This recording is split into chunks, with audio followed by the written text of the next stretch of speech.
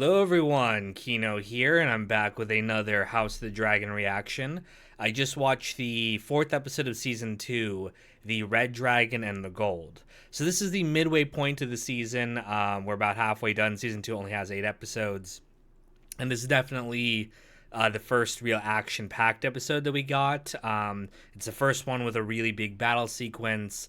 The first one we've seen in the series so far that takes place between two like real armies. Like in season 1, we got the battle of like when they were fighting the people in the Stepstones. There was some action there, but it wasn't a real like army on army battle. This is the first one we get, which I guess technically it's not really army on army. It's Kristen Cole and his army are attacking this castle, and then the dragons attack. But before we get to that battle, let's start at the beginning. So on the green side, they're discussing what to do. Kristen Cole is left with his army. He's taking towns in the Crown Lands, turning them into his side. Aegon's getting pissed off because no one really respects him. His mother doesn't respect him. No one respects him. I really feel bad for this guy. And they actually, I will say, they've done a great job of not making him like a straight up villain. Like, he's incompetent, sure.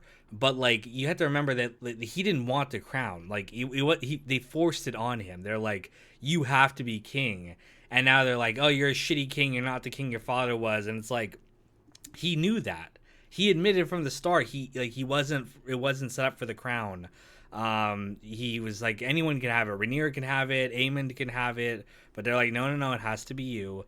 And so he's feeling hurt because no one respects him or his opinion. Meanwhile, Daemon is in the Riverlands at Harrenhal. He has these visions.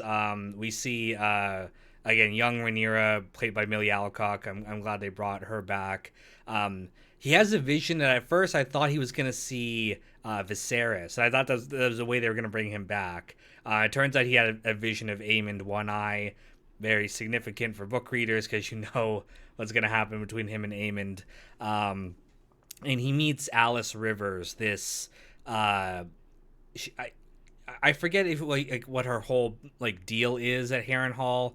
I think she's a bastard of House Strong. She's got like she's kind of like a witch a little bit. She's got some. It seems like she's got some dark magic, some old god magic type stuff going on. She seems to be able to know stuff about Daemon. Last time we saw her, she had like this cryptic like thing, which I don't know if that was the real Alice or maybe that was his dream or whatever. But she was like, yeah, you're gonna die here. This time she seems a lot more normal. She's like, yeah, I'm just a bastard, just taking care of some stuff here, and but she knows some stuff, so they're definitely gonna do some like she's got a touch of the old god's magic or something. But we'll have to see how that plays out. He is trying to bring the River Lords to his side. It's not really going well. And there's also this conflicting feeling within Daemon of like, is he going to betray Rhaenyra? Is he going to try to take the throne for himself? We really have to see how that plays out. But they're definitely playing up the conflict between him and Rhaenyra, which is interesting. I think in the books they're a lot more aligned at this stage, but they're playing up the trouble between the two of them, which I think makes sense just given what they've done with Daemon's character so far. But Rhaenyra goes back to Dragonstone. She apparently didn't tell anyone what she was doing, which I'm like, that's stupid. I think the council was right to be like, hey, we're in the middle of a war and our leader disappeared, and they're like, what do we do? They don't really, there's no orders or instructions of what they're supposed to do. I don't even know if she named a second in command. Like, I'm guessing it's Lord Corlys. I imagine he's her hand. But I don't know what he's doing. He's preparing his ships, talking with Alan, who they've never said it on the show, but Alan is his bastard son. They strongly hint that in this episode, and I will say the casting choices are weird. If they're going the direction that they go in the book with Alan, you would think he would be a lot younger.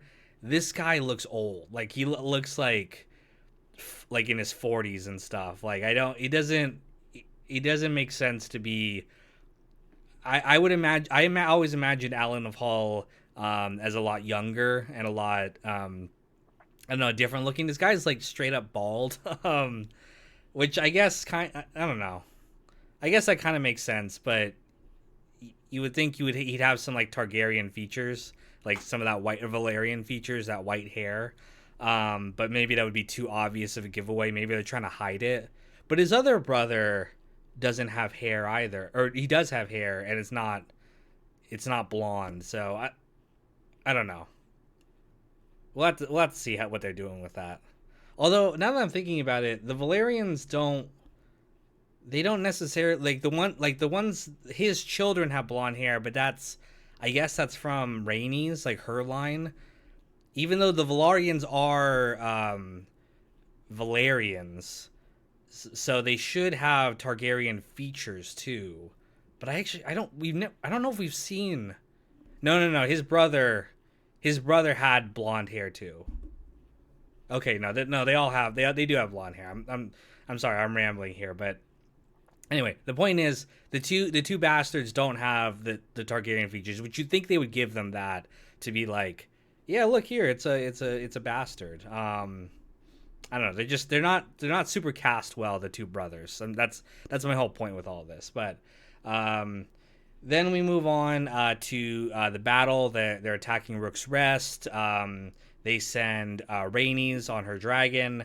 Aegon shows up, which is not the plan. So turns out Cole has a secret plan with Aemond. They were trying to lure one of the dragons to defend the castle, and then Aemond was going to swoop in on Vhagar and kill them. But Aegon shows up on his dragon, Sunfire, and he gets like roasted. I think they're portraying it like Aemond intentionally like attacked him to kill him to take the throne, because we see I wasn't sure when it was happening. I didn't know if like he was intentionally trying to kill her or maybe it was accidental, but we see at the end he's got his like sword out, so he was gonna like put Aegon out. Maybe he was trying to do it to put him out of his misery or whatever, but like I think he was trying to kill him to be like, I'm the king now. So and that kind of makes sense given how much Aegon's bullied Aemond in this series, so I think it was intentional. But that definitely they're showing the dark side of Aemond again, which I think works. I think that fits his character. But they end up killing Rhaenys. Vhagar like kills her dragon. She falls from the sky dead.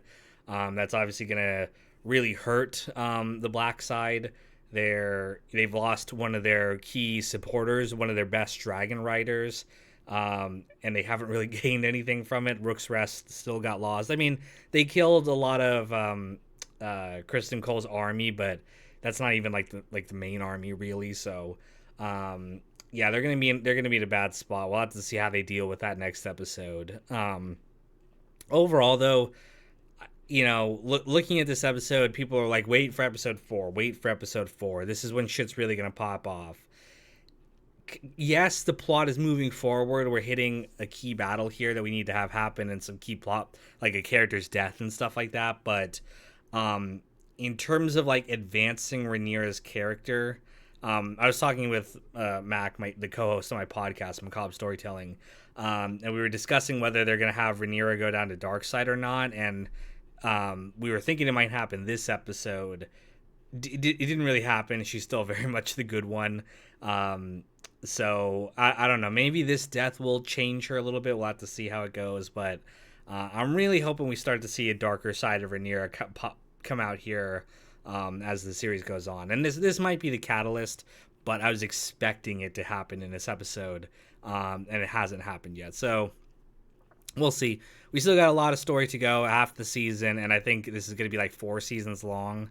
Although that does not bode well in terms of like when we're going to finish the story, because there was a 2-year gap between season 1 and 2, and I don't see any sign of that changing. I mean, they could do the next season faster, who knows, but with the cost of production and stuff nowadays, I could see another like 2-year gap. We'll really have to see how they do things. But that is pretty much it for this episode reaction. A good episode overall. It was I thought the battle was very, very well done. The dream sequences with Damon are okay. Um, they're a little on. They're a little too high concept, but it's Harrenhal. I think it kind of works for him to be seeing visions and ghosts and stuff like that. But we'll really have to see if it pays off soon. But either way, thank you guys for watching this, and stay tuned for the next reaction coming soon.